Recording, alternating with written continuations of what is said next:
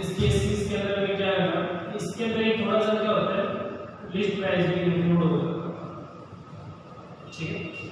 इसी के अंदर हमारे क्या इंक्लूड होता है, लिस्ट प्राइस। तो एक लिस्ट प्राइस क्या होता है, हमारा फिक्स प्राइस होता है, ठीक है। फिक्स प्राइस कैसे, जैसे मान के चलो कोई भी प्रोडक्ट आपने परचेज किया, ठीक है, हमने कोई भी प्रोडक्ट परचेज किया, जैसे मान के चलो उसका रेट है 100 और हम अपने को जो सेल लगे वो कितने में लगे, 100 में, क्योंकि जो एक फिक्स प्राइस होता था उसके ऊपर कभी भी किसी भी तरह से कोई टैक्स इंक्लूड ही नहीं होता किसी भी टाइप से, क्योंकि जब भी किसी प्रोडक्ट के ऊपर कोई फिक्स प्राइस लिखा होता है 50 है, 100 है, 270, 30 है, जो भी है उसके ऊपर, और जो उसी रेट में लाके उसी रेट में सेल कर रहा है, ठीक है। तो डिस्काउंट को पहले उसको थोड़ा कम तो है नहीं, जो उसके ऊपर रेट है ना उसी रेट में सेल कर रहा है, ना कम मिलता था ना ज्यादा मिलता था, तो उसके ऊपर किसी भी तरह से कोई टैक्स एक्स्ट्रा इंक्लूड नहीं होता, वो उसी के अंदर पहले से इंक्लूड हो जाता है, ठीक है।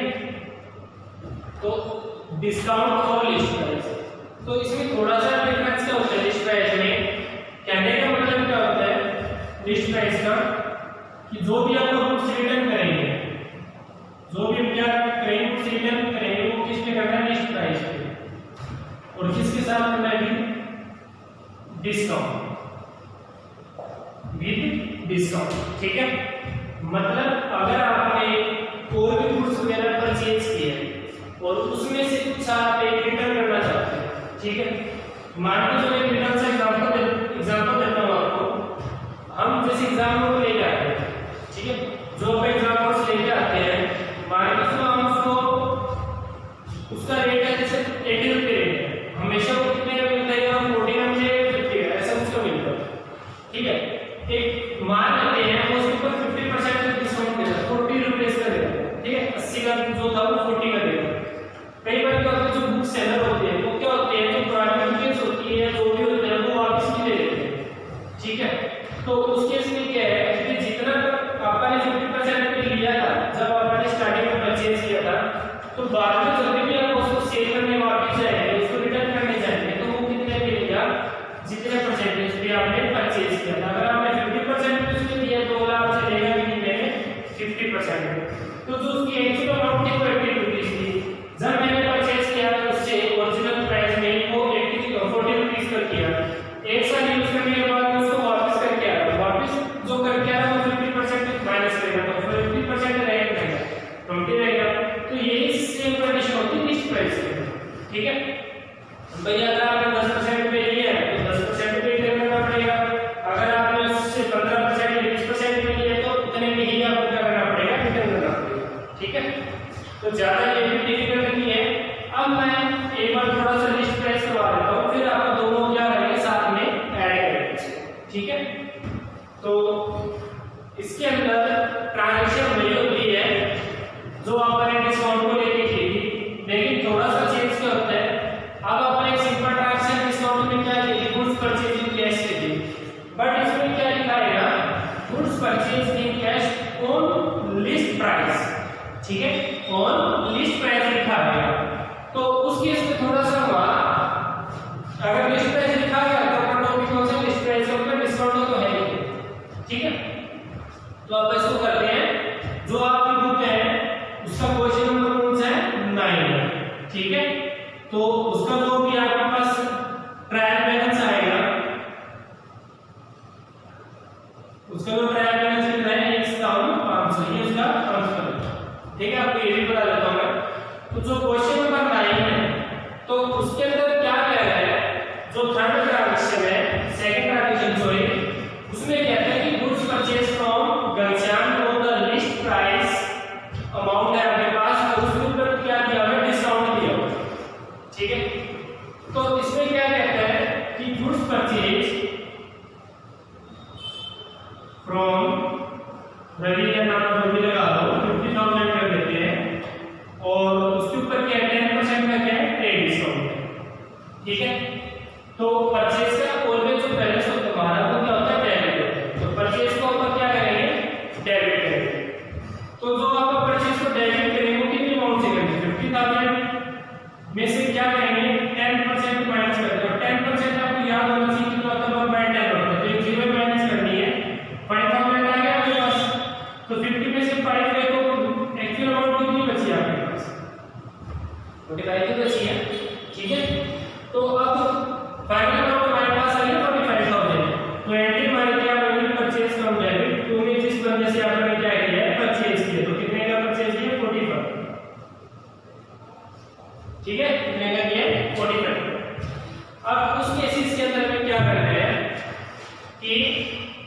अगला कहता है कि अपन उसको भाई हमने रवि से जब परचेज किया था तो अब हम रवि को क्या कर रहे हैं, रिटर्न कर रहे हैं। कि कितने का रिटर्न कर रहे हैं, 2 का कर रहे हैं, 3 का कर रहे हैं, 4 का कर रहे हैं, 5 का कर रहे हैं, जो भी हो, ठीक है, XYZ जो भी आपके पास है। तो इसमें इक्वेशन क्या बन रही है, गुड्स रिटर्न टू रवि क्योंकि फ्रॉम से टू को, उसको पहले तो उससे परचेज है, उसको रिटर्न कर रहे हैं, तो उसको जो रिटर्न कर रहे हैं वो कितने का कर रहे हैं, अपन 5000 का उसको रिटर्न कर रहे हैं, ठीक है। और आगे क्या होगा, मिलेगा उनका एलपी, एलपी का मतलब क्या होता है, लिस्ट प्राइस, मैंने यहां पे भी लिखा, ठीक है।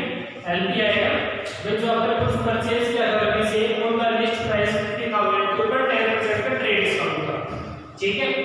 अब इसमें क्या कह रहे हैं, वो तो अपन पहले से एंट्री बना दी। अब इसमें क्या है कि जो आपने कुछ परचेज किया था रवि से, जब आप उसको रिटर्न करें 5000 का, ठीक है, उनका लिस्ट प्राइस। तो लिस्ट प्राइस का जब भी स्टार्टिंग लाइन में क्या लिखी है, जब भी आप कुछ रिटर्न करते हैं वो किस पे करते हैं, लिस्ट प्राइस पे। जब भी आप लिस्ट प्राइस पे कोई गुड्स वगैरह रिटर्न करोगे किसके साथ करना है, विविध वगैरह के साथ, किसके साथ, डिस्काउंट के साथ। तो पहले मैंने 10% पे डिस्काउंट किया लिया था, अब 10% पे उसको क्या करूंगा, रिटर्न करूंगा। तो जो मैंने 50,000 5,000 रिटर्न कर रहा हूं उसमें से 10% माइनस कर दो, कितना आएगा, 500 आएगा, ठीक है। तो इसमें से जो 5000 का हमने रिटर्न किया है तो इसमें से 500 रुपए माइनस कर देंगे तो बचेगा कितना, ये बचेगा, ठीक है। तो एक बार दोबारा बता रहा हूं, सुन लो भाई। लिस्ट प्राइस आपका क्या होता है, जितने परसेंटेज पे अपन लेते हैं उतने जब भी आपका उस अमाउंट में से जितने का भी अपन रिटर्न करते हैं सेम उतने परसेंट पे ही रिटर्न किया जाता है, ठीक है। और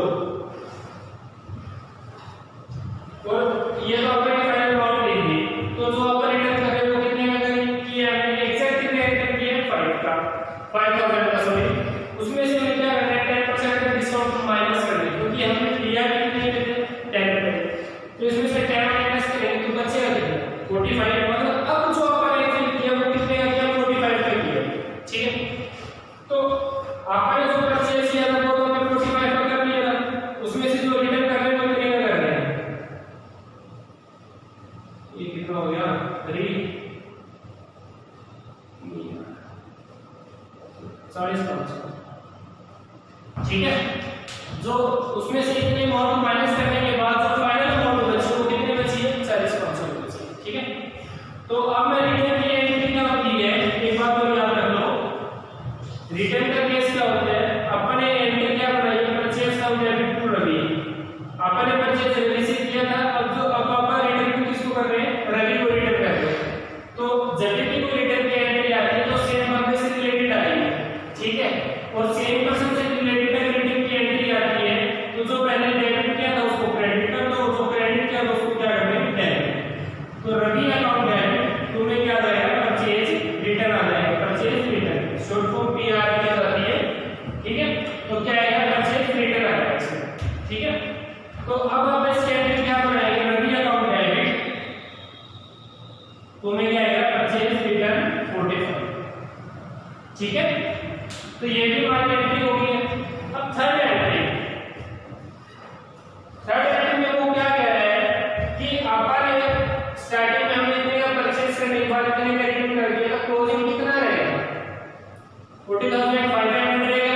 मतलब अपने जो पेमेंट करनी है वो कितने की करनी है, फाइनल 40,500 की पेमेंट करनी है। लेकिन फिर भी हमने उसके सामने कंडीशन क्या रख दी कि आप हमें जो डिस्काउंट दोगे वो कितना दोगे, 40,000, उसमें आप जो मेरे को जो सेटलमेंट करनी है वो कितने में करनी है, 40,000 में सेटलमेंट करनी है, ठीक है। एक बार रिपीट कर देता हूं, परचेज किया 45,000 का, परचेज रिटर्न किया 45,500 का, क्लोजिंग कितना रहेगा, 40,500। अब मैं उसके साथ जो फुल सेटलमेंट कर रहा हूं वो कितने में कर रहा हूं, 40,000 में।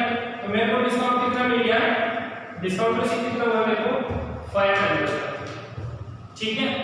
तो अब जो इक्वेशन बनेगी,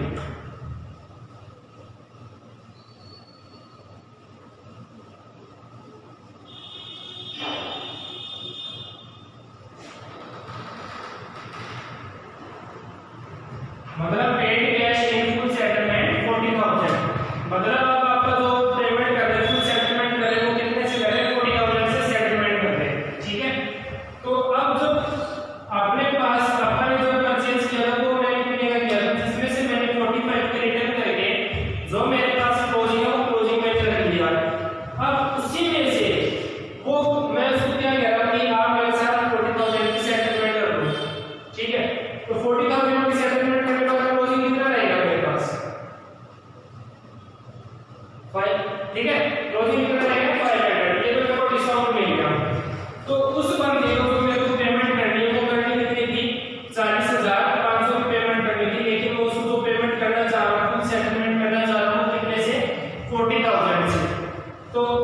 40,000 से पेमेंट करूंगा तो तुम्हें तो कैश ही जाएगा, कितना 40,000, ये तो मेरे हाथ से गया, ठीक है।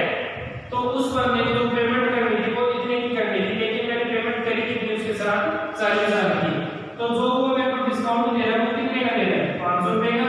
तो एग्जैक्ट उसका क्या आ जाएगा, यहाँ पे नाम आ जाएगा कितना 40,500, मतलब उस बंदे को पेमेंट करने की वो टोटल 40,500 की करनी थी, लेकिन आपने जो पेमेंट की वो कितनी की 40,000, फिर वो डिस्काउंट कितना मिलेगा 500। तो अभी आपने डिस्कस किया था कि दो क्रेडिट का टोटल ये किसके बराबर होगा, आपका डेबिट के बराबर होगा, ठीक है। ये चीज कभी मत बोलना, बिल्कुल डिक्टो है डिस्काउंट और लिस्ट प्राइस, मिलता जुलता टॉपिक है, ज्यादा कोई डिफिकल्ट वाली बात नहीं है, ठीक है। बताओ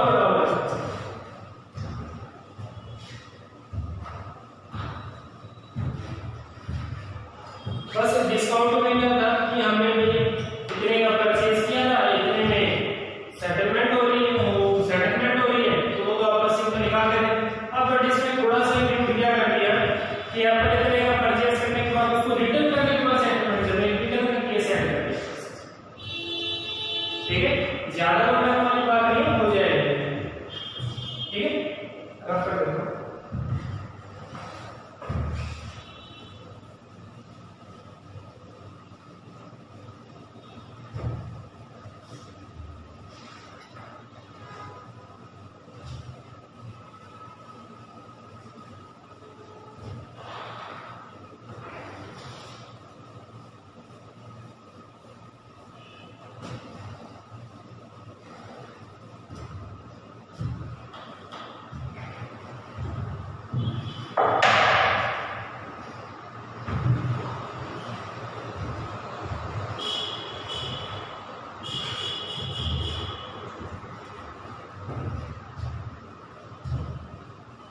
डिस्काउंट को भाग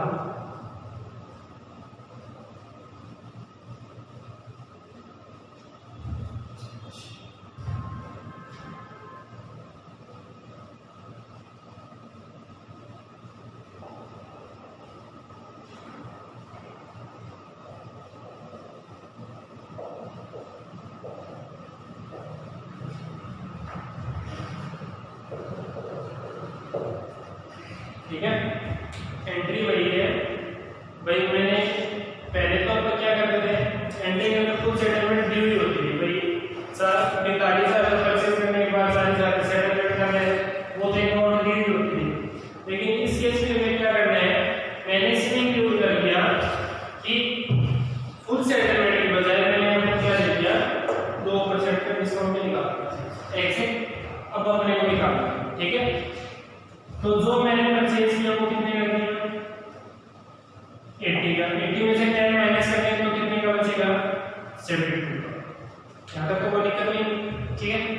जो आपने एग्जैक्ट परचेज किया वो कितने का दिया, 72,000 का हमने परचेज किया। अब 72 में से जो डिस्काउंट मिल रहा है वो कितना परसेंट मिल रहा है, 2% का डिस्काउंट मिल रहा है, तो एग्जैक्ट जो डिस्काउंट मिल रहा है 2% मिल रहा है, तो 72,000 का हम क्या निकालेंगे, 2% निकालेंगे। ये भी क्या मिल रहा है, डिस्काउंट मिल रहा है, कितनी अमाउंट में से, 72 में से, ठीक है। तो 72 में से जो भी डिस्काउंट मिल रहा है वो कितना मिल रहा है, 1440 का डिस्काउंट मिल रहा है, ठीक है। तो अब इतने का परचेज करने के बाद आपको जो डिस्काउंट मिल रहा है वो डिस्काउंट का क्या कर देंगे, माइनस कर देंगे, 70,560, ठीक है। हमारे पास फाइनल अमाउंट क्या बची है, 70,560, ठीक है। अब इतने का परचेज करने के बाद 2% का इस अमाउंट में से हमें क्या मिल गया, डिस्काउंट मिल गया, तो मैं एक्चुअल में पेमेंट जो करूंगा वो कितनी करूंगा, 70,560 करनी। तो मैं यहाँ पे 2 में क्या लिखूंगा, कैश, और 2 में क्या लिखूंगा, डिस्काउंट रिसीव। तो डिस्काउंट रिसीव कितना मिला, 1440, और जो पेमेंट के लिए वो कितने, 70,560, ठीक है। ज्यादा वो डिफिकल्ट वाली बात नहीं है, नॉर्मली अगर आप करते तो वो चीजें हो जाती है, ठीक है।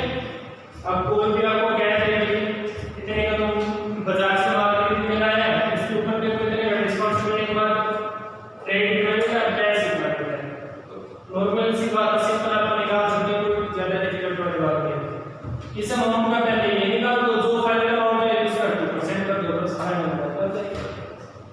ठीक है, ज्यादा तो मुश्किल नहीं है इसमें। अगर इसी में यहाँ पर क्या करते हैं, सेल्स की एंट्री करते हैं।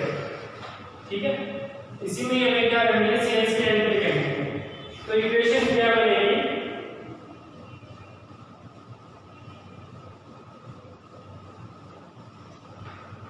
इक्वेशन क्या बनेगी इसमें, सेल्स की परचेज के साथ क्या ऐड हो जाएगा, सेल्स ऐड हो जाएगा कैसे हो।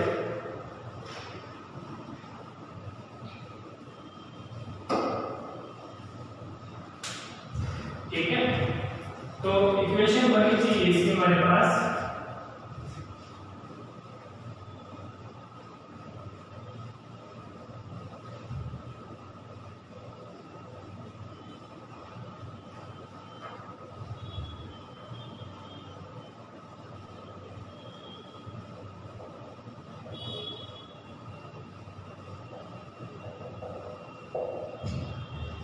ठीक है, तो हमने जो कुछ सेल्स की वो कितने की है, 70,000 की है। ठीक है, और उसमें जो रेट डिस्काउंट है वो कितना है, 10% है, और जो कैश डिस्काउंट है वो कितना है, 3% है। तो जो सेल्स होती है, एक बार हमेशा याद रखा करो, परचेज का जो बैलेंस होता है वो डेबिट होता है, जो सेल्स होता है उसका बैलेंस हमेशा क्या होता है, क्रेडिट होता है। कई बार ना जब भी आप क्वेश्चन करते हो तो उसके अंदर 5 से 6 जो ट्रांजैक्शन होती है परचेज सेल्स की आ जाती है, तो वो चीजें हमारे लिए एक पॉइंट ट्रांजैक्शन या जो भी एंट्री है वो कभी भी गलत नहीं होनी चाहिए परचेज और सेल्स को। ठीक है, और मैंने आपको ये भी बताया है कि परचेज का जो बैलेंस होता है वो डेबिट होता है, और परचेज के टाइम जब भी वो डिस्काउंट तो मिलता है तो वो हमें रिसीव होता है, रिसीव होकर हमारी इनकम होगी, और इनकम होगी तो उसका बैलेंस भी क्या होगा, क्रेडिट होगा।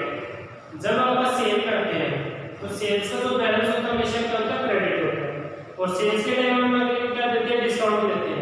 अगर आप जब डिस्काउंट देंगे, अगर हम डिस्काउंट दे रहे हैं तो हमारा क्या है, एक्सपेंस है, एक्सपेंस है तो वो क्या होगा, ठीक है। तो जितने भी हमारे एसेट्स होती है और एक्सपेंस होते हैं वो हमारे क्या होते हैं, डेबिट होते हैं, और जितनी हमारी इनकम और लायबिलिटी होती है वो हमारे क्या होते हैं, क्रेडिट। ठीक है, तो अब अपन जो नाम को सेल्स की वो 70,000 का 10% माइनस कर दो, तो 2 में क्या लिखेंगे, सेल्स लिखेंगे। ठीक है, इसमें से 10% माइनस करेंगे कितना बचेगा, 63।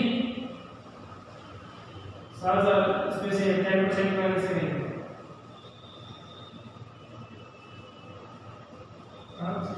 ठीक है।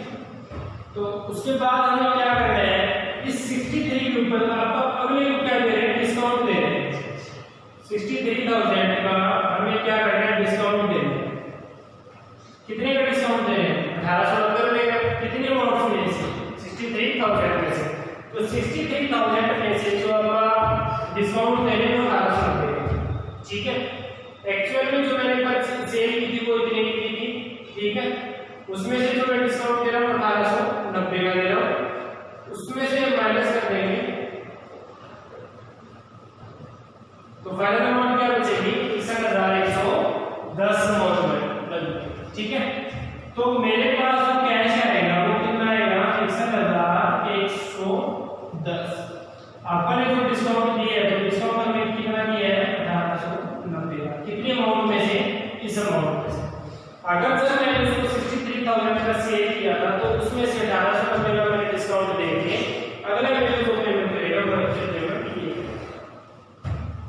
ठीक है, कुछ एक एंट्री में क्या होता था, अलग अलग सेटलमेंट दी हुई होती थी, बट अपने पास ना एग्जाम में या कोई भी कहीं भी आप पेपर देने जाते हैं, कुछ भी हमसे मूवमेंट रेट कुछ भी देता है तो अपने पास कैश भी क्या क्रेडिट के अंदर इंक्लूड कर देते हैं, कैश भी इंक्लूड कर देते हैं, तो वो चीज भी आपका क्या कर सकते हैं,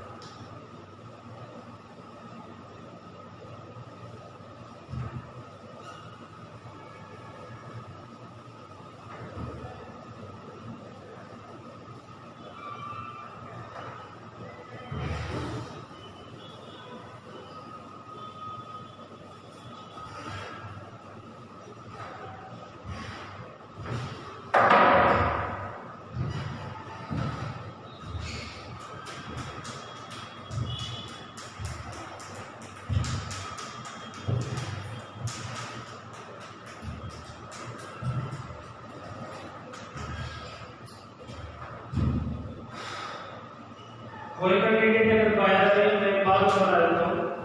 अब आप ये कहते हो कि भाई लिस्ट प्राइस का पता कैसे चलेगा कि इसमें से कितना माइनस करना है, रिटर्न करने में कितना माइनस करना है।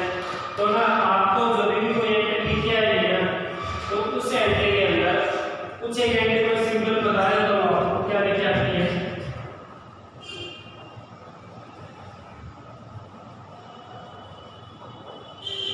जैसे ये ठीक है, एक क्या लिखा है,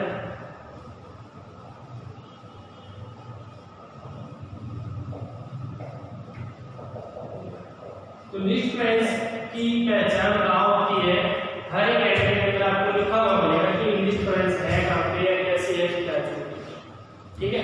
तब आपने को पता चल पाएगा कि अगर अब केस क्या नहीं होता है कि रिटर्न का, तो रिटर्न के टाइम में हमेशा साथ में क्या लिखाएगा, लिस्ट प्राइस। तो जितना परसेंटेज पे आपने लिस्ट प्राइस पे परचेज किया है या अगर वो सेल कर रहे हो तो रिटर्न पे भी आपको क्या करना पड़ेगा, उतने ही परसेंटेज पे अपने को रिटर्न करना पड़ेगा, ठीक है।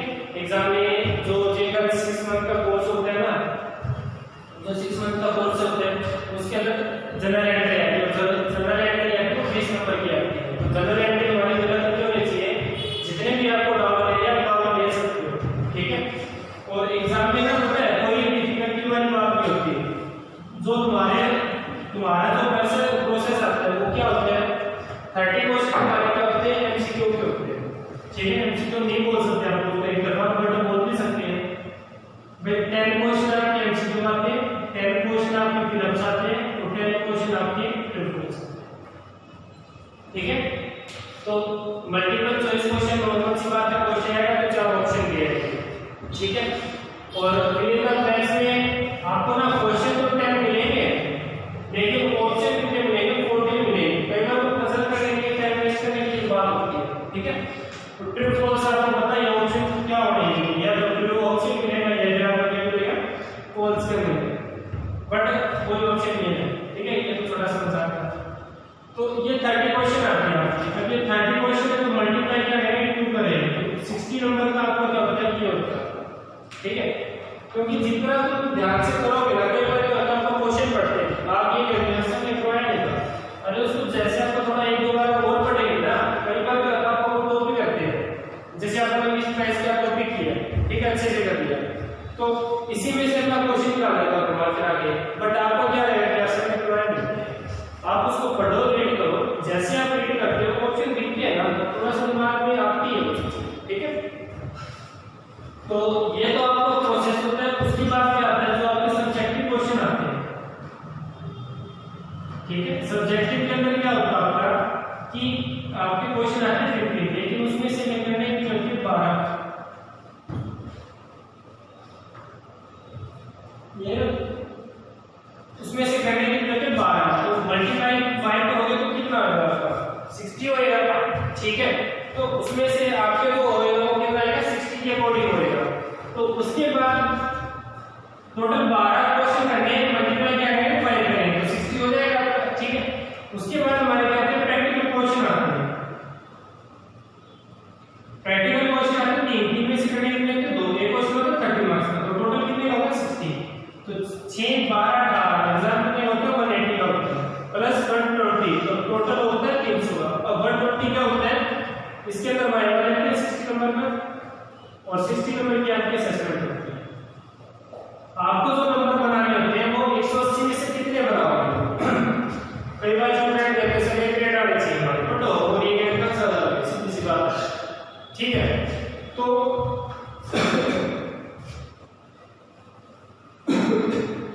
उसके सॉरी, तो वो आपका प्रोसेस भी बता देता हूं नंबर का।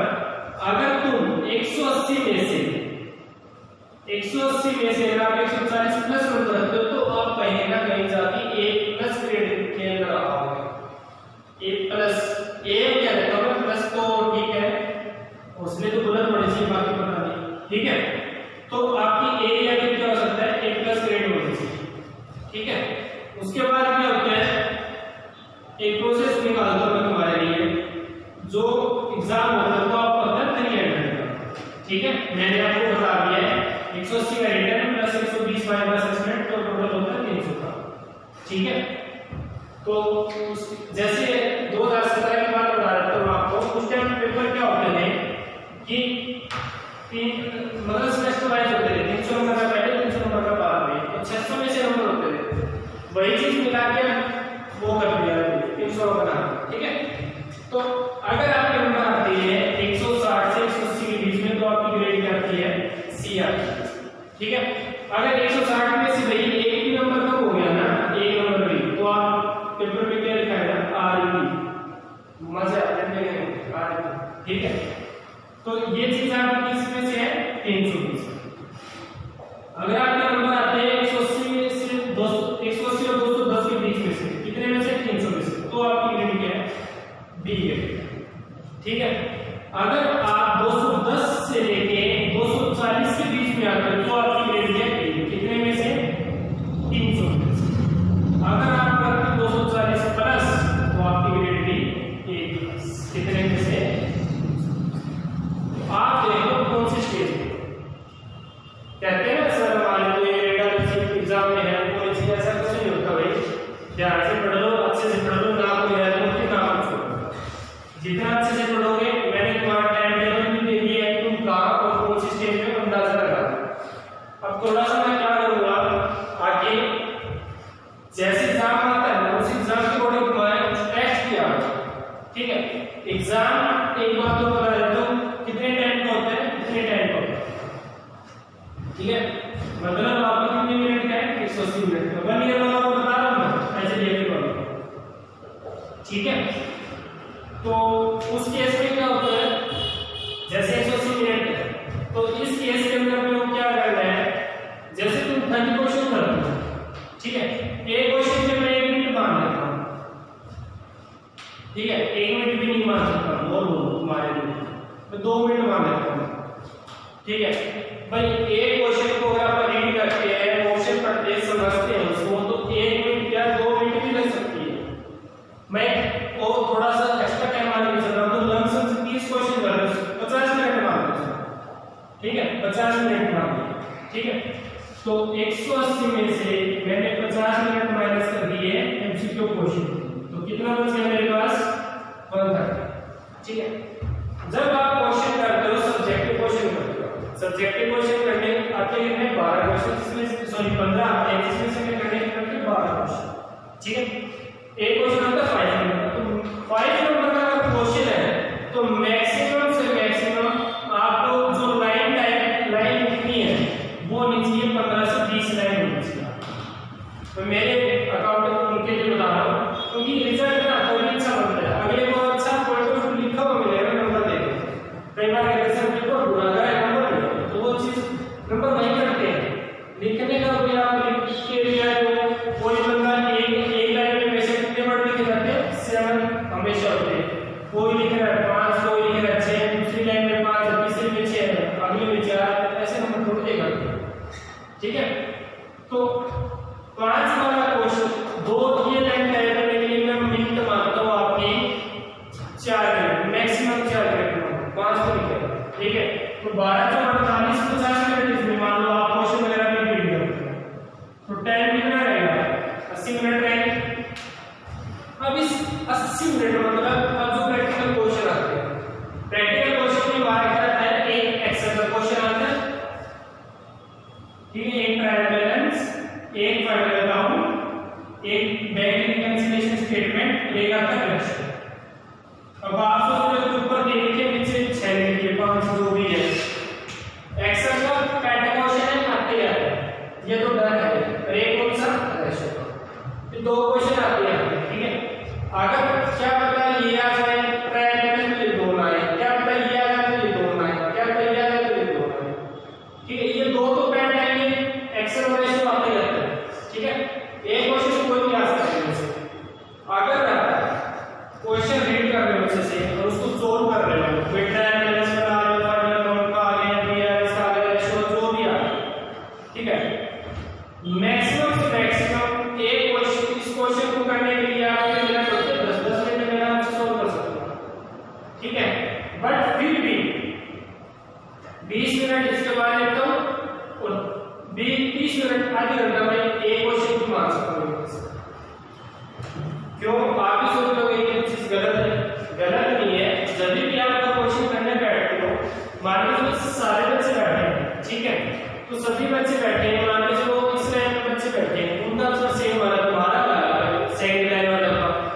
ठीक है।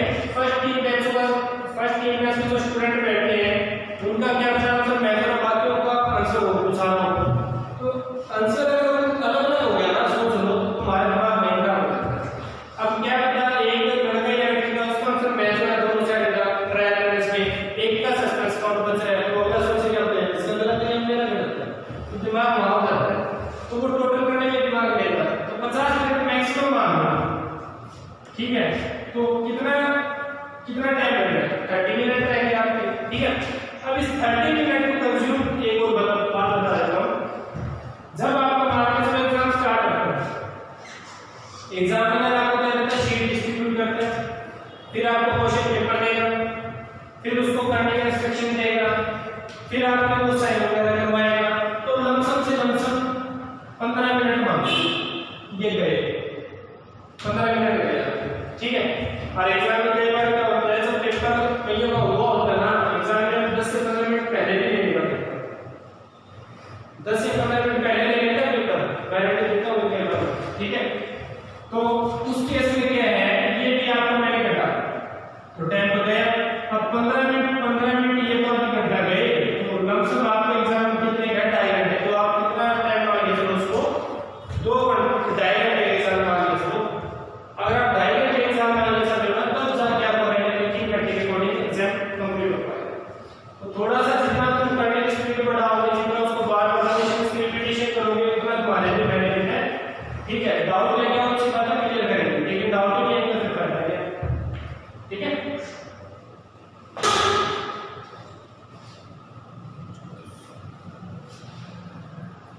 एक मिनट वेट।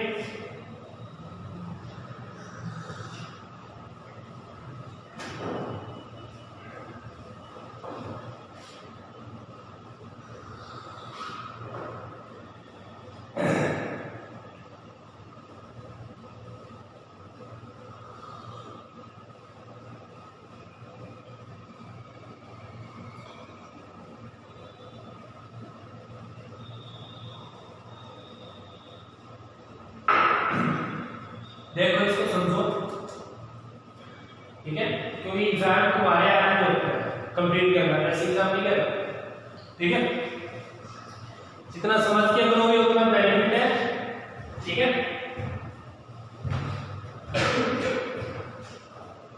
कोई ऐसा नहीं प्लस सी है पढ़ोगे तब क्या है, ठीक है। जितने डाउट करोगे क्लियर, जितने तुम क्वेश्चन से लेके आओगे, हर एक चीज मैंने आपको बता दिया, आपकी स्टेज पे ला दूंगा, आप उस स्टेज पे जा रहे हो, आपको देखो, ये ना सोचना एग्जाम में कोई होशियार बच्चा बैठा उसके पास बैठ के सारा काम हो जाए।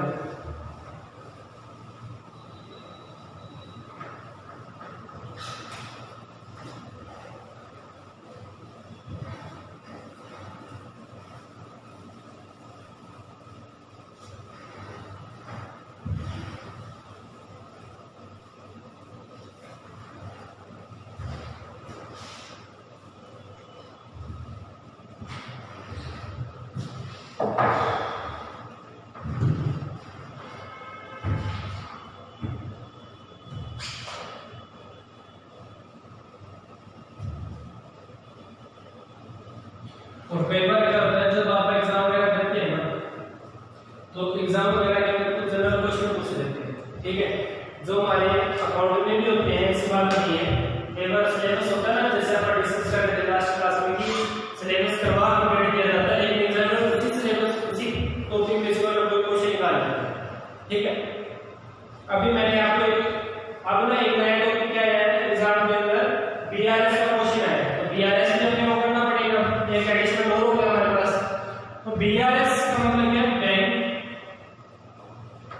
रिकंसिलिएशन स्टेटमेंट, ठीक है। बीआरएस से होता हमारा। अब इसमें क्या होता है, कैश में बैंक ट्रांजैक्शन की जाती है, कैश में कौन सी तरह डेबिट क्रेडिट, बस ये सारी स्टेटमेंट होती है हमारी, ठीक है। तो इसी के अंदर हमारा क्या होता है एग्जाम में, अपन जैसे अभी मैं डिस्कस कर रहा था, कुछ जनरल क्वेश्चन पूछ लिया था, ठीक है। अब फॉर एग्जांपल एक क्वेश्चन मैं पूछना चाहता हूं, भाई ये क्वेश्चन आता है हमारा, बैंक के अंदर हमारी दो साइड होती है, कौन सी होती है, डेबिट होती है, क्रेडिट, ठीक है।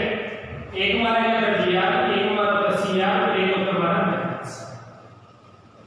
ठीक है, तो कई बच्चों को क्वेश्चन भी होता है पहले में भी दो तीन है डी आर और एक सी आर, बट पहले में बैलेंस का ऑप्शन नहीं होता। ठीक है, इसमें बैलेंस का ऑप्शन होता है तभी वो चीजें बनाई जाती है। इसमें डेबिट क्या होता है, डिपॉजिट, उसमें क्या होता है क्रेडिट निकलवाना, इसमें क्या होता है निकलवाना, इसका क्या होता है जमा करना, रिवर्स केस होता है। ठीक है, तो जैसे मान के चलो अब एक जनरल क्वेश्चन क्या पूछ लिया आपसे, मैंने मान के चलो एक छोटा सा जवाब दिया, मैं 15,000 रुपये जमा करवाए मैंने। ठीक है, मैंने क्या करवाया 50,000 रुपये डिपॉजिट करवाया। ठीक है, तो ये बैलेंस में क्या दिखाया है 50,000 दिखाएगा। मान के चलो मैं 50,000 विड्रॉल कर दिया, तो यहाँ तुरंत कितना निकलेगा, पहले दिखाएगा। ठीक है, ये कंडीशन होती है हमारी।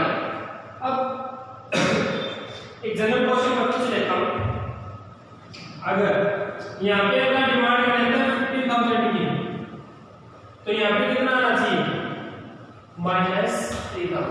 कई बार बैंक कह देते हैं ऐसी बात नहीं है, अगर आप डिमांड कर सकते हैं, कोई बड़ी मजबूरी होती है कुछ जो भी है जैसे भी, उस कंडीशन के अकॉर्डिंग हमें माइनस में लिखा है। तो क्वेश्चन क्या आता है, if there are if that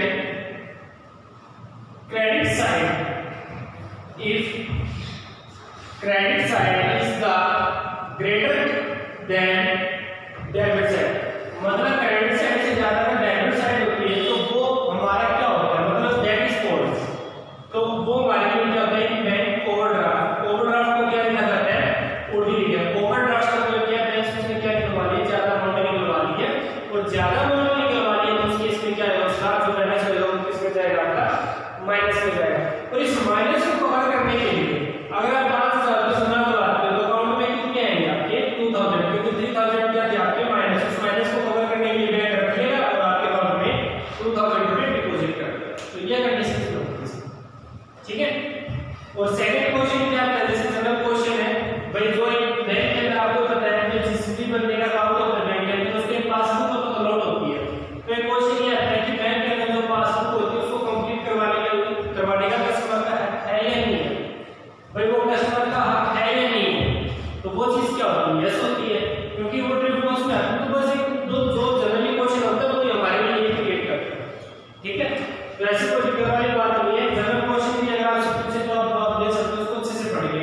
अब कई बच्चे कहते हैं सर पेपर हिंदी में है इंग्लिश में है, अरे आता है इंग्लिश में, इंग्लिश मुश्किल नहीं होती, बड़ा सब समझेंगे कैसे ये वो है, वैसी बात नहीं है, तुमको छोटी क्लासेस में नहीं हो बड़े हो तो उसके अंदर जैसे क्वेश्चन आ जाता है व्हाट इज ट्रायल बैलेंस, अब ये क्वेश्चन हिंदी में आएगा हमारे ये बताओ, इतना तो तुम पढ़े हुए हो ग्रेजुएट की लाइन में आ गए तो ये चीज तो पता होनी चाहिए, व्हाट इज ट्रायल बैलेंस। तो ट्रायल बैलेंस क्या है, नॉर्मल सा क्वेश्चन है, ठीक है, तो पेपर आप हिंदी में भी अटेम्प्ट कर सकते हो, इंग्लिश में भी कर सकते हो। कुछ एक वर्ड क्या होते हैं जो आप हिंदी में नहीं पाते तो उसको इंग्लिश में कवर कर दो। ठीक है, उस लाइन को आप कुछ एक वर्ड है वो इंग्लिश में कन्वर्ट कर दो। ठीक है, तो ज्यादा तो डिफिकल्ट वाली बात